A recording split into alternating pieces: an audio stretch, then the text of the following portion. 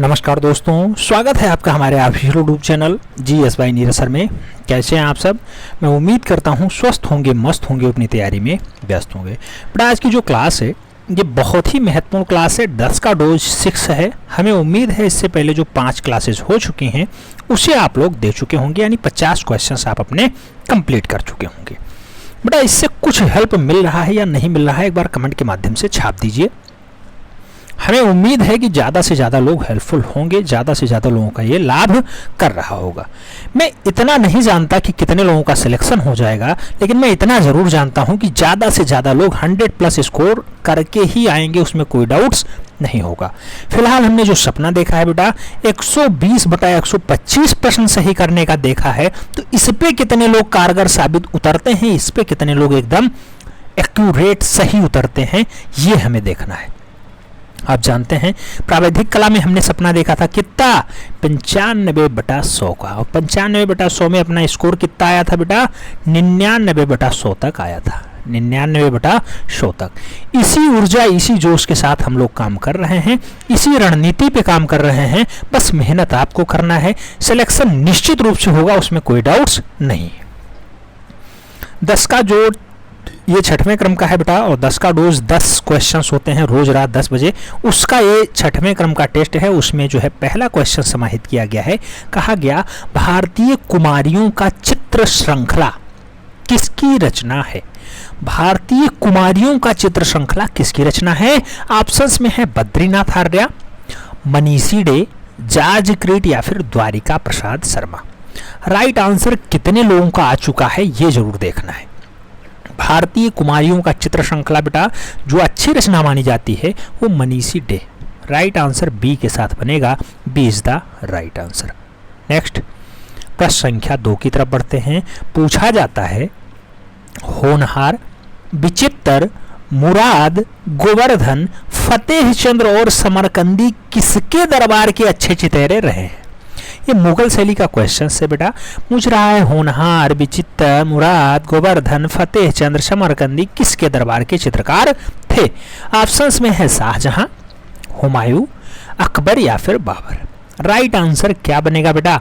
तो होनहार के लिए आप जानते हैं राइट आंसर एक ही है, जिसके काल में स्थापत्य कला स्वर्ण काल पे थी, नाम आएगा शाहजहां। राइट आंसर ए के साथ बनेगा, Shahjahan is the right answer.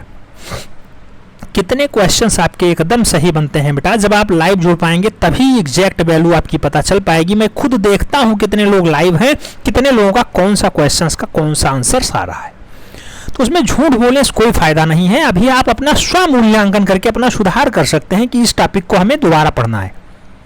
अगर आप अभी अपने आप को दिखाने में अपनी गलतियों को छुपाएंगे तो लास्ट में फाइनली सिलेक्शन में वहां तो आप अपनी गलती खुद को दिखा नहीं पाएंगे, छुपा नहीं पाएंगे। वहां तो एग्जामिनर देखेगा, दूसरा काम चेक करेगा, अगर गलत है तो वो गलत कहेगा, उसमें कोई डाउट्स नहीं होगा। तो इसलिए स्व मूल्यांकन में अपनी गलतियों पे जो है विशेष ध्यान दीजिए। ये गलती है तो इस टॉपिक को हमें पढ़ना है, ये करेंगे तब सुधार होगा बेटा। यही रणनीति है फाइनली सिलेक्शन दिलाने की। प्रश्न संख्या 3 की बात करते हैं। पूछा जाता है संगीत पारिजात, संगीत पारिजात के रचनाकार कौन है? ऑप्शंस में है सोमनाथ, फकीरुल्लाह, राजा भोज या फिर होबल। तो सोमनाथ पारिजात को किसने लिखा है कुल मिलाकर के ये पूछा जा रहा है, तो इसके रचनाकार होबल है। राइट आंसर सी के साथ बन रहा है, होबल is the right answer.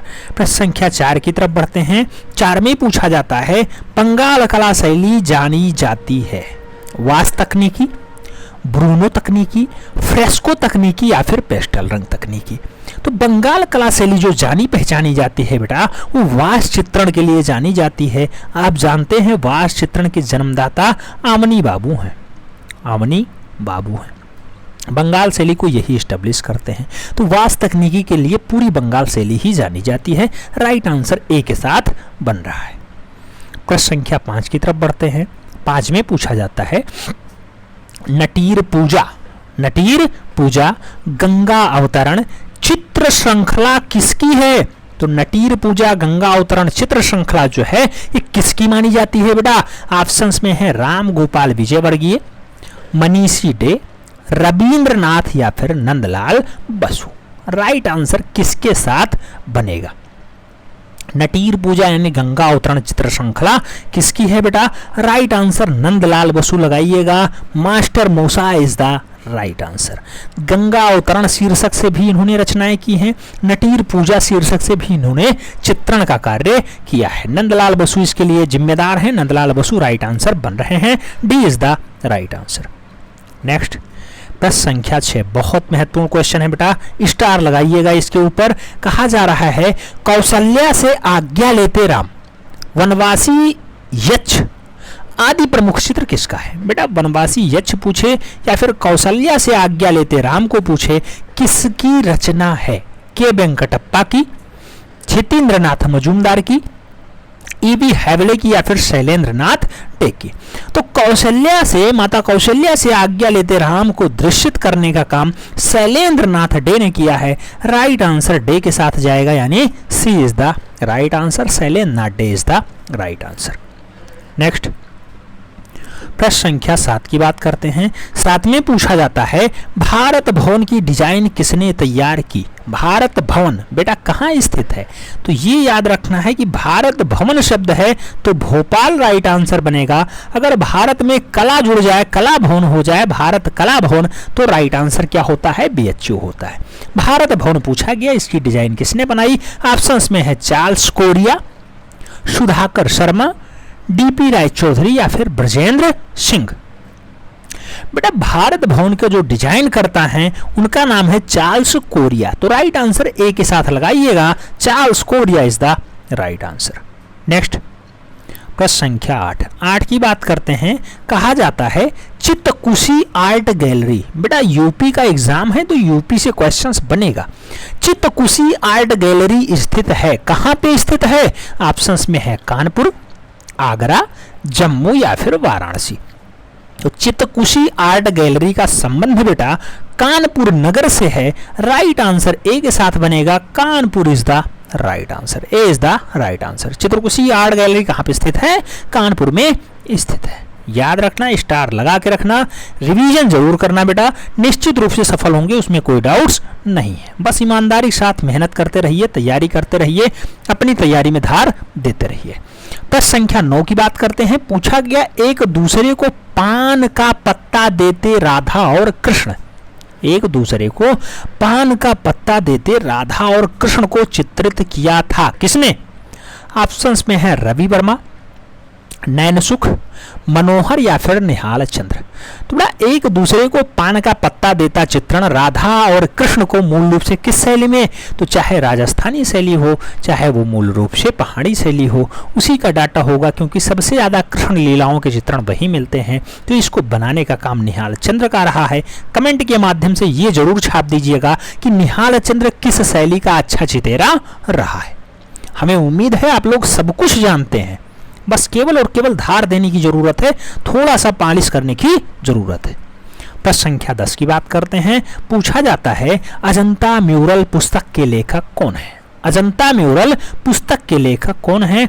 Options में है केसीएस पनिक्कर, अजीत घोष, KH आरा या फिर आनंद कौटिश कुमार स्वामी। बेटा अजंता म्यूरल जो पुस्तक है उसको लिखने का काम किसका रहा है? यही राइट आंसर बताना था, अजीत घोष जी ने लिखा है। तो राइट आंसर बी के साथ लगाइएगा, B is the right answer. मैं सभी का बेटा कमेंट देखता हूं, उसके बाद ही मैं पॉज करता हूं वीडियो को, लास्ट में एंड होता है, मैं पहले कमेंट ही देखता हूं। तो आप लोग अपना वास्तविक मूल्यांकन बताया करिए जो आपका सही जाता है। मैं देखता हूं बहुत सारे लोगों की तैयारी बहुत अच्छी है, उनका बहुत अच्छे से एक्यूरेसी के साथ सही जाता है, लेकिन कुछ लोग हैं जो अपने आप को दिखाने के लिए एक्स्ट्रा बोल देते हैं, लेकिन मैं नाम नहीं लेना चाहूँगा। फिलहाल बेटा आप अपने साथ विश्वासघात कर रहे हैं।